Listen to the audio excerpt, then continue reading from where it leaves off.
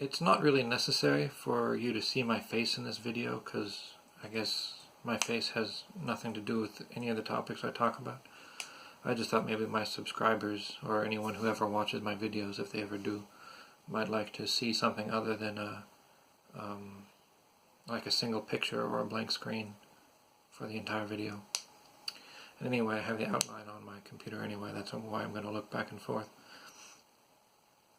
Anyway, the topic of this video is immortality, and I'm talking about real, provable, tangible immortality, not like sci-fi or fantasy immortality. And you probably think I'm crazy when I say that, but just please listen for a couple of minutes and you'll understand. So I thought of three kinds of immortality. The first is immortality of the matter in your body. So like obviously my body is not immortal, I will die. But the matter in my body, so far as I know, was created during the Big Bang, and all of the elements into which the matter organizes itself were created the last time my matter passed through a supernova. So I guess the immortality of the matter in my body is kind of cool, but it doesn't really mean I'm immortal. It's kind of cool though to think though that maybe the organic matter in my body has been shared with a bunch of other organisms. Maybe I'm breathing the same air that Napoleon or Caesar once breathed, and it is kind of cool to think that I was once inside of an exploding star. I think that is pretty cool, although it still doesn't really mean I'm immortal. The matter in my body is immortal, at least by human standards. Next is the immortality of concepts. This is a little bit of a tangent, I guess, but the way I understand the world is that abstract concepts like what are communicated in math, they don't tangibly exist. You can't see them, you can't touch them. But they are immortal in the sense that all of the transitory physical things, whenever they exist or whenever they do anything, they demonstrate immortal, eternal mathematical truths. Like for instance, whenever any object is thrown near the surface of the earth, that's an example of parabolic motion. So parabolic motion, you might not be able to touch it. You might not be able to show that this is the parabola that is described by this mathematical equation. But you can see it countless times throughout history. And if you take all of the different mathematical and scientific truths that exist, even those we don't know about, I'm sure all of them are being communicated in every single moment, all over the universe, by the total sum of all objects and events that are happening at any given time. So the matter inside a material object, such as myself, might be immortal, at least by human standards.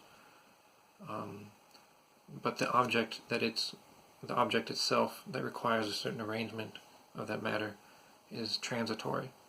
But through the transitory, the immortal and eternal is communicated. So when you think about something eternal like math, your mind is in a sense comprehending the eternal. So even though you and your mind will die, for the moment that you are thinking about math and eternal truths, in a sense your mind is thinking about the eternal, and as far as you can has become the eternal. And now the final kind of immortality, which I think is the coolest, is immortality of your spirit, and it kind of builds on the immortality of concepts. I described in a different video that I think virtues are anything which is consistent with the rest of your life and builds your life up. So in a sense, a virtue has its own kind of logic. Now there can be spiritual or biological virtues which sometimes overlap, like taking care of your health, I think, would fall generally both under spiritual and biological virtue, because taking care of your health helps you stay alive and produce offspring. And it's also a virtue in the spiritual, because you can't really do anything if you die. So if there's anything good you need to do, you need your body as a prerequisite to do it. But like humility, for instance, might be a spiritual virtue but not be a biological virtue in every single case. But anyway, since a virtue is its own kind of logic, and it's a logic that applies to your life, it expands your life, in a sense, when you practice a virtue in your life, you become, in a sense, one with that virtue. And because it's a kind of logic, that virtue is immortal. In the same sense, a thrown ball demonstrates parabolic motion. When you act out of virtue, you are demonstrating an immortal truth about the nature of life and living well. So in a sense, when you live a virtuous life, you become one with the immortality which existed before you were born. So it might not be the kind of immortality you might like if your body would live forever, but in a certain sense, when you become like the immortality which already existed, in a sense you become immortal because you become closer to the immortality which already existed. And I did have a thought that if you say virtue is immortal, maybe you can also say vice is immortal. I guess the difference is that like everyone in the history of the world would recognize like bravery and kindness and taking care of your health as all being virtues. But you might also have lust, which is, I suppose, shared with many other men. But like if you want to have sex with every beautiful woman that you see, and some other guy wants to have sex with every other beautiful woman he sees, you're in conflict with each other because you want to have sex with the girl and not have him have sex with the girl. So in a sense, your lust is in conflict with other people's lust. But your generosity is not in conflict with anyone else's generosity.